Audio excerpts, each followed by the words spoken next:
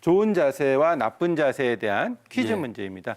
예, 김혜연 씨, 네. 우리가 허리의 하중 문제입니다. 네네. 주로 이제 앉아 있거나 네. 누워 있을 때 앉아 있고 우리가 있는데. 어떤 자세가 더 허리에 좋은 자세일까요? 저는 사실은 눕는 게 조금 편하긴 한데 아까 좀 전에 앉아 있는 것보다는 서 있는 게 더 좋다라고 말씀하셨잖아요. 그러다 보니까 그 누워 있는 게 더 안 좋지 않을까. 허리에. 예, 예, 아까도 예. 서 있는 게 더 편하다고 하셨으니까. 예, 그럼 앉아 있는 자세가 더 좋다 이렇게 네. 말씀하십니다. 그렇지 않습니다. 그래요? 누워 있는 자세가 허리에는 아니군요. 하중을 줄여줄 수가 있습니다. 냉정하시네요, 교수님. 네. 예, 냉정하시죠. 그러면 누워 있을 때 우리가 똑바로 눕는 경우도 있고 옆으로 이렇게 눕는 경우도 있는데 어떻게 눕는 게 허리에는 더 좋은 자세일까요? 일단 제가 허리가 자주 아파요. 그래서 똑바로 잘 못 눕겠어요. 근데 옆으로 누면 아무래도 닿는 면적이 좀 덜하니까 조금 더 이렇게 좀 편하지 않을까. 맞아. 자극이 덜 가지 않을까 모로 생각이 누는. 듭니다. 제가 모로 표로 누는. 한번 보여드리도록 하겠습니다. 네. 제일 좋은 자세, 허리에 부담이 없는 자세는 똑바로 누워 있는 자세입니다. 똑바로 그래서 누워 이렇게 있을 허리가 아팠나 때는 봐요. 네. 예, 허리의 하중이 한 25kg 정도 됩니다. 아까 말씀하신 대로 옆으로 모로 누는. 모루 눕는 자세는 그거보다는 조금 더 조금 더 네, 하중이 가요. 허리에 하중이 좀 많이 75 정도? 갑니다. 이 똑바로 누워 있는 자세 중에서도 이 무릎 아래쪽에 베개나 방석 같은 거를 대게 되면은 오히려 좀 통증을 더 완화시켜 줄 수가 있습니다. 네. 그래서 허리 통증이 심하게 있을 때는 똑바로 천정을 보고 눕고 그 무릎 아래에다가 베개나 쿠션 같은 거를 넣어주는 것이 좋습니다. 네. 우리가 일반적으로 이제 허리 통증의 기준점을 한 100kg 정도 서 있는 자세로 봅니다. 그러면 서 있는 자세하고 꾸부정하게 서 있는 자세, 그러니까 좀 편한 자세죠. 사실은 네네. 이게 똑바로 서 있으면 좀 맞아. 힘들잖아요.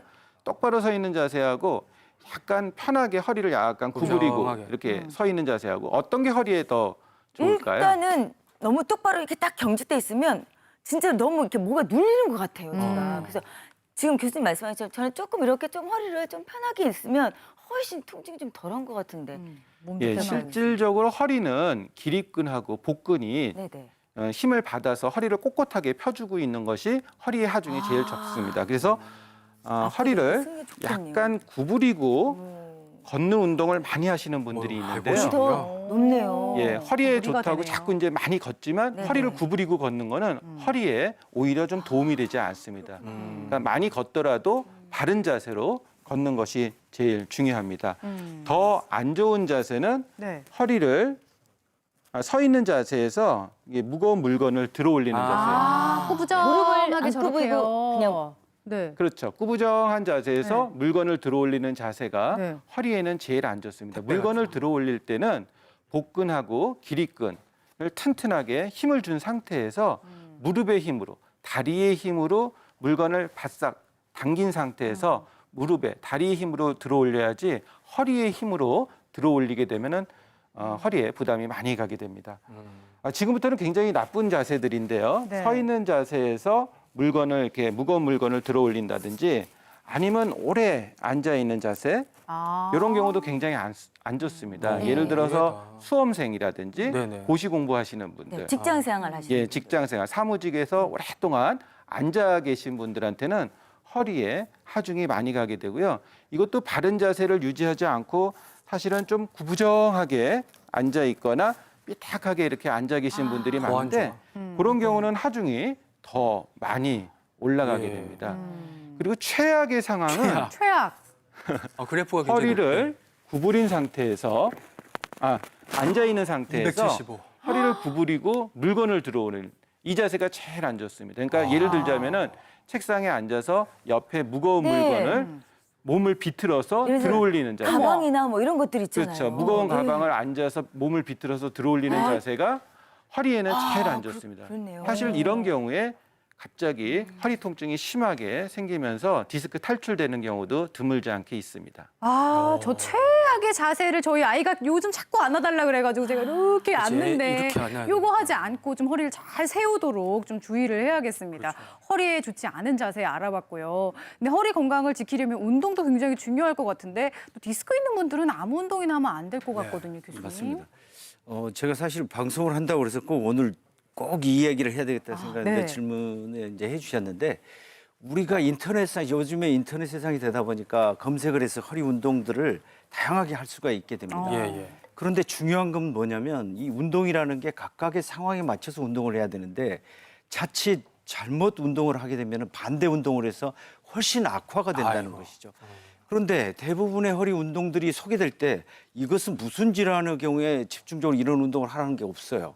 그러다 보니까 전문적인 처방을 받지 않고 그냥 무심코 따라하다 보면 훨씬 악화시키는 결과를 가져옵니다. 그래서 간단하게 설명을 드리면 아까 앞에서 교수님들이 말씀하셨던 게 자꾸 허리는 구부렸을 때 디스크 내에 압력이 가해진다. 네. 구부리게 되면 디스크 내 압력이 취약한 뒤쪽으로 밀어내는 그런 역할을 하기 때문에 디스크 내의 압력이 많이 올라갈 뿐만이 아니라 디스크의 압력이 뒤쪽으로 가해져서 디스크가 터져 있는데도 불구하고 더 악화시킨다거나 아이고. 할 수가 있죠. 네. 그래서 디스크 환자나 디스크가 까맣게 변성이 되는 디스크 내장증의 경우는 반드시 이걸 구불리는 운동은 피해야 되고 뒤로 젖히는 운동을 해야 된다는 것이죠. 그다음에 척추관 협착증이나 척추 후관절증은 뒤쪽에 뒤로 제치게 되면은 네. 이 관절의 간격이 더 좁아지게 됩니다. 그럼 통증이 더 심해지는 거죠. 그래서 이 관절증이 있는 분들이 허리를 꾸부정하게 다니시는 이유가 뭐냐면 뒤로 제끼면 아프기 때문입니다. 그렇죠. 제끼거나 뒤로 했을 때 그다음에 협착증도 신경 나오는 부분이 뒤쪽에 있다 보니까 뒤로 제치게 되면 구멍이 더 적어지기 때문에 다리 쪽으로 전기 오듯이 느낌이 오는 거예요. 그래서 그런 분들은 약간 구부리는 쪽의 운동을 주로 하게 된다. 그래서 이거가 반드시 그 전문적인 그런 조언을 받아서 해야지 네. 그냥 뭐 나쁜 자세로 뭐 계속 운동을 한다면 오히려 안 하는 만 못하다 이렇게 돼 있고요. 그래서 반드시 확실히 무슨 병에 어떤 운동이 좋은지를 알아보셔야 되고 그런 게 굉장히 자기의 허리 건강을 악화시키지 않도록 하고 그다음에 이제 허리의 근력을 강화시키거나 네. 유연성 운동의 경우는 무슨 질환이 됐든지 공통적으로 해야 되는 질환 운동이라고 할 수가 있겠습니다. 이런 것들을 정확히 알고 치료하는 게 가장 중요하다. 오늘 꼭 말씀드리고 싶었는데 이런 기회가 와갖고 저는 너무 좋습니다. 말씀해 주셔서 명심하도록 감사합니다. 네. 자, 그러니까 운동은 필수지만 잘못된 방법으로 운동을 하면 오히려 독이 될 수 있다는 건데 그러면 허리 디스크에 좋은 운동은 과연 어떤 운동일까? 우리 박대원 트레이너께 배워보도록 하겠습니다. 앞으로 보시겠습니다. 네. 공을 가지고 나오시네요. 네.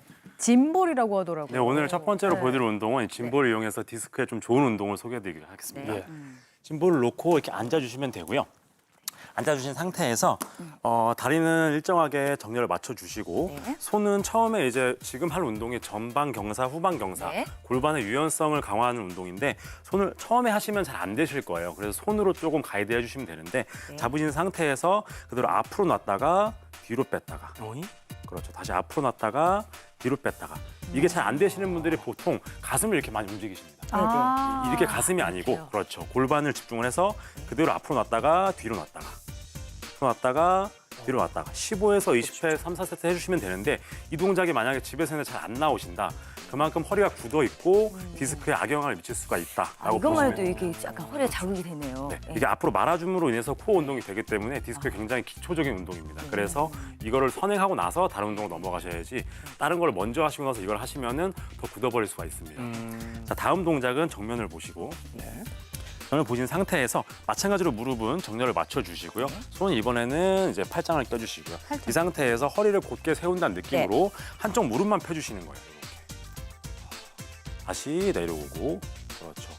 쭉 갔다가 다시 내려오고 이렇게 해보시면 미세하게 계속 떨리시는 분들이 많은데 네. 이 동작 자체가 안 나오시는 분들 굉장히 많습니다. 굉장히 오, 잘해주시고 계시는 힘들어요. 건데 사실은 지금 되게 잡기 힘들어요. 예. 딱 뒤에 당기는 것도 이제 신경근 스트레칭이 예. 될 뿐더러 이걸 앞으로 지키는 것 또 자체가 당겨주고요. 굉장히 코어 운동이 많이 되거든요. 아. 근데 만약에 한쪽 다리를 들었는데 엉덩이가 이렇게 빠진다거나 네. 아. 그리고 균형을 못 지키시는 분들 네. 혹은 이건 운동신경 좋으신 분들이 이건 되는데 발은 바깥쪽, 무릎은 안쪽으로 해서 이렇게 정렬을 틀어서 하시는 분들이 굉장히 많아요. 다리를 틀어서. 그래서 그렇죠. 정렬이 틀어지지 않은 상태에서 양쪽 번갈아 가면서 살짝 천천히 그렇죠.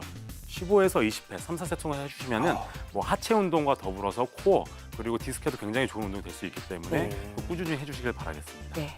자, 마지막으로 이제 또 보여드릴 운동은 이렇게 짐볼을 등허리에 깔고요. 등허리에 까시고 네. 등허리에 깐 상태에서 그대로 앉아주세요.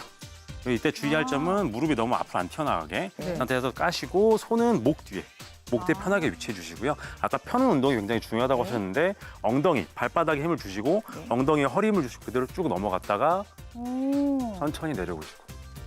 그렇죠. 해보시면은 복근이 바들바들 떨리면서 힘이 들어간 걸 느끼실 수가 있거든요. 등허리로 공을 굴리는 그렇죠. 운동이네요. 자, 무릎은 뒤로 제낄 때 쫙 펴지나요? 아니면 그렇죠. 처음에 하시는 분들은 이게 생각보다 밸런스 잡기가 쉽지 않거든요. 그래서 지금 굉장히 잘하시는데 잘하신다. 범위를 처음엔 좀 작게 갔다가 다시 천천히 와서 좀 잘 된다 싶으실 때 조금 더 밀어주시고 그렇죠. 다시 와주시고 마찬가지로 15에서 20배 3, 4세트 해주시면은 뭐 허벅지, 엉덩이, 허리까지 한꺼번에 오, 밟으실 수가 있기 그러네요. 때문에 네. 디스크에 굉장히 좋은 운동이 될 수가 있습니다.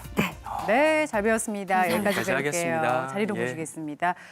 큰 공을 이용한 허리 디스크 예방 운동까지 배워봤고요. 예. 이번에는 허리 디스크 치료로 한번 넘어가 보도록 하겠습니다. 자, 치료 원칙이 있대요. 허리 디스크 수술할까 말까 고민될 때는 네 가지를 고려하라. 구체적으로 뭘까? 어떤 네 가지일까요? 네, 이제 허리 디스크를 수술해야 된다, 말아야 된다 이렇게 싸우시는 분들도 계시는데 이렇게 이분법으로 나누는 건 상당히 좋지 않습니다. 그래서 디스크 수술의 결정은 개인별로도 차이가 있고 한 개인이라도 상황별로 차이가 좀 있을 수 있는데요. 저희가 이제 수술을 하게 되는 첫 번째 원인은 대소변 장애나 환자 본인이 주관적으로 아주 심한 마비 증상을 느낄 정도로 마비가 심하면 이때는 수술을 하셔야 됩니다. 그래서 예를 들어서 뭐 환자분이 불편하지 않은 경도의 마비 증상이다 이런 경우에는 좀 지켜볼 수는 있습니다만 이런 심한 마비인 경우 수술을 안 하게 되면은 이제 심각한 합병증에 이제 시달릴 수가 있고요. 두 번째는 저희가 충분한 보존적 치료를 받았음에도 일상생활에 지장이 있거나 불편한 경우 이런 경우인데 충분한 보존적 치료라는 거는 쉬는 거, 약물 치료, 물리 치료, 또 신경주사 치료까지 충분히 다 받는 걸 의미하고 네. 또 기간도 한 달에서 석 달 정도 충분한 기간을 가지고 치료하는 걸 의미하게 되겠습니다. 네. 또 세 번째는 빠른 회복이 필요한 경우 메이저리그 선수인데 3개월 동안 보존적 치료하자 이렇게 할 수 없고 그쵸. 여러 가지를 고려해서 빠른 회복을 위해서 수술적 치료를 고려할 수 있습니다. 그래서 여기서 보시는 거 1번 이외에 대부분의 수술적 치료는 고려하는 거기 때문에요. 수술은 자기 환자한테 의사가 충분히 설명을 해드리고 수술의 장단점, 그다음에 병의 경과에 대해서 설명을 드리고 환자 본인이 결정하는 것이 제일 좋은 방법이고요. 이렇게 환자 본인이 결정하게 되면은 병에 대한 이해도도 높고 재활 치료할 때 치료 효과도 좋습니다. 네. 그 무릎 관절이 다르면 다음에 이제 그 인공 관절로 이제 갈아 끼우잖아요. 근데 허리 디스크가 있을 때는 어떻게 수술을 해야 하나요? 예, 허리 질환에도 우리가 인공 디스크 같이 움직이는 인공 디스크를 사용하기도 합니다. 하지만 이제 척추 질환은 단순히 퇴행성 디스크만 있는 것이 아니라 척추 관절도 퇴행성 변화가 오고 또 골다공증과 같은 골 약화가 같이 동반되는 경우들이 굉장히 많이 있습니다. 그래서 이런 경우에는 우리가 움직이는 인공 디스크보다는 골 유합 수술을 많이 하게 됩니다.